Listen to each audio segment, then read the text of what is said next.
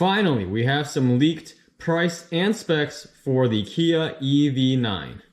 Hey everyone, my name is Victor of Cars Jubilee, and today we're looking at some specs that were leaked for the Kia EV9, which is a 3-row electric SUV. So the pricing and basic specs were leaked the other day. Apparently a current Kia Telluride owner was sent a survey by Kia in order to gauge interest on the upcoming EV9.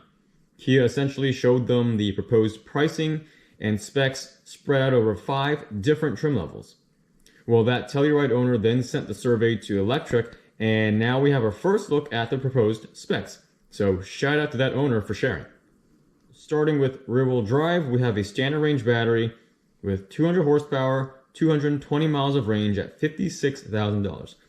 We'll call this the rear-wheel drive standard range 7-seater. Then we have the rear-wheel drive big battery, still 200 horsepower, but now it has 290 miles of range at $61,000. We'll call this the rear-wheel drive long range 6-seater. Then we have the all-wheel drive big battery with 400 horsepower, 380 pound-feet of torque. This one has 260 miles of range at $63,000, and we'll call this the all-wheel drive long range 7-seater. Then we have the all-wheel drive big battery, still the 400 horsepower, 380 pound-feet of torque. This one has 240 miles of range at $68,000, due in part to probably the bigger wheel size. We'll call this the all-wheel drive long range 6-seater. And finally, we have the all-wheel drive big battery, 400 horsepower, but this one has additional torque at 480 pound-feet of torque. This one somehow is still rated at 240 miles of range for $73,000. Also, this one comes with even bigger wheels. We'll call this the all-wheel drive long range performance model. I'm not sure if they're going to come out with a GT trim, or maybe this is the GT trim, but this one does come as a 6-seat configuration. To me, this is a very interesting lineup. The rear-wheel drive long range has 290 miles of range, and I think it's going to be really popular, at least out in areas where it's mostly a warm weather climate. I think the all-wheel drive long range with 260 miles of range should also be very popular. But on paper, 240 miles of range for the upper specs of the all-wheel drive model seem a little low on range.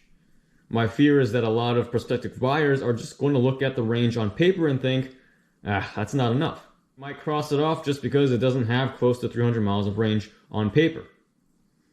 But based on my ownership, I have an Ioniq 5 and I have a GV60, and they share similar battery technology as the Kia EV9. Well, I believe Kia's range estimate is actually very conservative. If you have no idea how to drive efficiently, or you just don't care about driving efficiently, well, yeah, maybe these numbers are what you would see.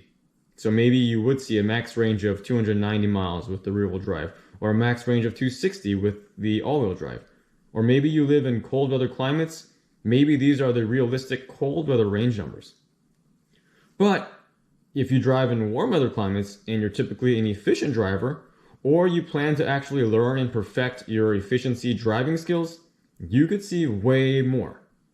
My Ioniq 5 all-wheel drive limited is only rated for 244 miles of range, and that's only 4 miles better than an EV9 all-wheel drive long range in the mid-spec and the performance spec, which has only 240 miles of range. But in warm weather conditions, I typically average 330 to 340 miles of range in mostly city driving. On the highway, if I'm staying near the speed limit, I can still pull around 300 miles of range out of my Ioniq 5. Now my GV60 performance model has 483 horsepower, 516 pound-feet of torque with boost mode engaged. Otherwise, it's typically running at 429 horsepower and the same 516 pound-feet of torque. And it's rated at only 235 miles of range. That's even worse than the top spec EV9 here. But still, in warm weather conditions, I typically average 280 to 290 miles of range in mostly city driving. And then on the highway, if I stay near the speed limit, I can still pull about 270 miles of range out of my GV60 performance. So clearly you can get much more out of Hyundai Group EVs, as I'm pulling almost 100 extra miles out of my all-wheel drive Ioniq 5 and an extra 50 to 60 miles out of my all-wheel drive GV60 Performance in warm weather conditions. I've put in the time to perfect my driving habits to be as efficient as possible. My range and efficiency numbers are typically towards the high end compared to others. So what if I had a Kia EV9? What kind of real-world range numbers could I pull?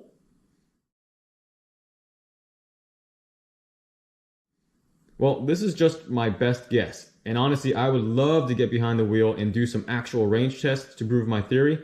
So Kia, if you're watching, please send me an EV9 so I can show everyone what it can really do. In warm weather with a rear-wheel drive big battery model rated at 290, I'm pretty sure I could pull around 320, 330 miles of highway range, maybe even 340 in mixed or city driving.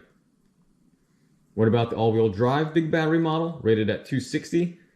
I think I could probably pull right around 300 miles of highway range, and then maybe 310, maybe 320 in mixed or city driving.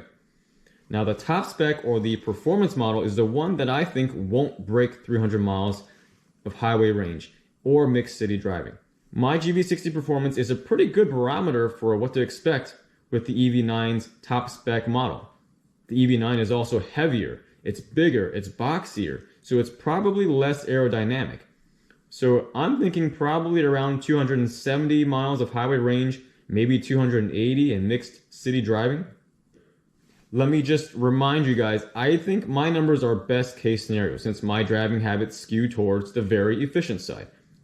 But these range numbers suddenly look much more attractive and in line with what most people want. So I just wanted to kind of present the other side of it. I think EPA rated range numbers with EVs nowadays are just a mess. It's a very inaccurate barometer for real world range because it's much more complex than gas cars. With EVs, driving in just a different regen setting can easily add or subtract 30 to 40 miles of range. With my Ioniq 5, for example, if I drive in one pedal regen, that locks my car into all-wheel drive and forces both motors to be actively engaged. But as you know, the all-wheel drive Ioniq 5 can disengage the front motor when it's not needed, which then lets it run in rear-wheel drive. And that's about 30 to 40 miles right there that I would save on the highway just by choosing a different regen level. So it's going to vary a lot from driver to driver. Don't trust those EPA range figures because it's not always going to be accurate. Wait till we have real-world numbers before deciding whether the EV9 actually has enough range for what you want. Personally, I think it's going to surprise a lot of people and get over 300 miles of range in most trim configurations.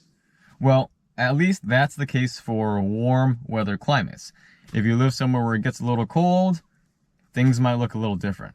But be sure to check out my cold weather range tips and tricks, as that might help you get some of your mileage back. I also have a winter range cheat sheet for the Ioniq 5 and the EV6 and the GV60 that will maybe give you a rough idea what you can really get out of the EV9 when it gets cold out. So be sure to check those videos out. I'll leave links in the video description as well as some pop-out banners up here. And the last thing I want to cover today is the fact that I'm not in my Ioniq 5 and I'm not in my GV60. So what am I in? Well, this is the Genesis G70. My Ioniq 5 recently went into Burns Hyundai of Cherry Hill for some servicing, and that meant some warranty work, as well as they're trying to take another look at my misaligned trunk liftgate. And in return, they gave me a G70 loaner. That's right, I went in with a Hyundai and I came back with a Genesis. Now, I did buy my GV60 from Genesis of Cherry Hill, which shares the same dealership and servicing bay with Burns Hyundai. So maybe that played into some of it. But in any case, thank you Burns Hyundai and Genesis of Cherry Hill for providing me a Genesis loaner even though I took in my Hyundai. Now I've been in this G70 now for close to about 10 days. It's been a lot of fun. And so I plan to do a car review. It's in the works already, so be sure to check that out once it's ready. Anyways, if you found this video helpful, be sure to like and subscribe, as subscribing helps grow this channel. As always, thanks for watching. See you guys in the next one.